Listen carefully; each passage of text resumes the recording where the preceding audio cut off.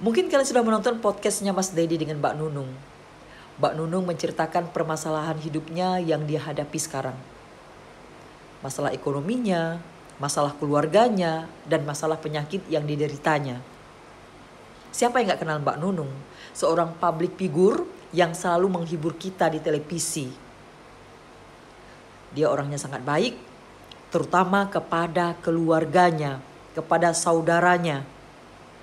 Saking baiknya Mbak Nunung kepada mereka, sampai mereka menjadi manja dan menggantungkan seluruh kebutuhan hidupnya dengan Mbak Nunung. Dan akhirnya Mbak Nunung pun tidak terpikirkan untuk memanjakan diri sendiri dengan penghasilan yang dia dapat. Tidak terpikirkan untuk menabung untuk diri sendiri, untuk masa depannya. Kalau kita ingin membantu orang lain, seharusnya jangan sampai membuat mereka menjadi manja. Jangan sampai membuat mereka menjadi orang yang tidak mandiri. Tidak bisa berdiri di kaki sendiri. Tidak mau berusaha, tidak mau bekerja, tidak mau mencari nafkah. Kalau ingin membantu orang lain, kasihlah dia cangkol. Yang artinya, kasihlah sesuatu yang membuat mereka itu bekerja. Bukan menjadi malas, bukan menjadi manja. Kalau Mbak Nunung punya uang, kasihlah untuk mereka modal usaha supaya mereka bisa menghasilkan sendiri. Tapi kalau ditanggung kebutuhan mereka setiap bulannya, mereka keenakan udah. Mereka jadi tidak mau lagi untuk berusaha. Orang udah ada yang ngasih setiap bulan, tinggal makan tidur aja. Itu menjadi pelajaran juga untuk kita sebagai orang tua. Kalau anak kita sudah kita sekolahkan, sudah seharusnya mereka bisa mencari pekerjaan. Jangan kita kasih terus uang. Itu akan membuat mereka jadi malas. Karena mereka pikir untuk apa bekerja. Orang udah dikasih orang tuaku uang setiap saat. Itu tidak mendidik.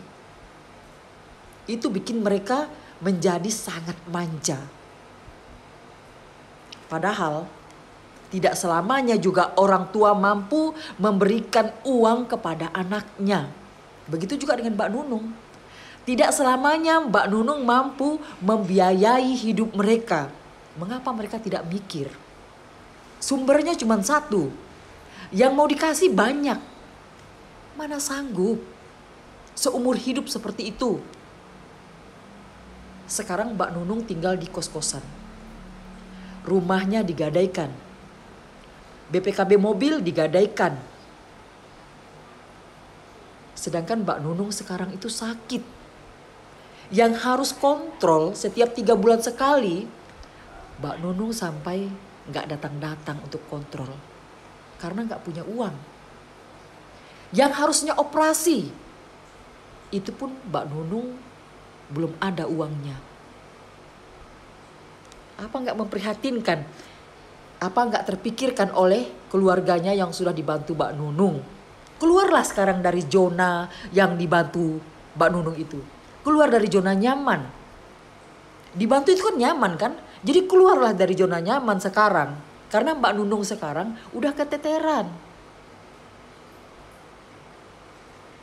Mulailah bergerak. Untuk mencari nafkah.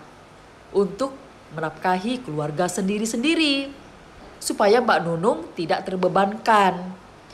Biarpun gak bisa, belum bisa untuk memberi uang, paling tidak bisa untuk membiayai diri sendiri, itu sudah meringankan beban Mbak Nunung. Supaya Mbak Nunung bisa memikirkan diri sendiri sekarang yang lagi sakit. Kalau sudah dibantu, harusnya bisa mikir dong. Apalagi yang membantu itu keluarga, saudara. Harus ada kasih, sayang. Sekarang yang bantu lagi sakit. Kapan lagi keluar dari zona itu? Bergerak di luar. Belajar berdiri di kaki sendiri.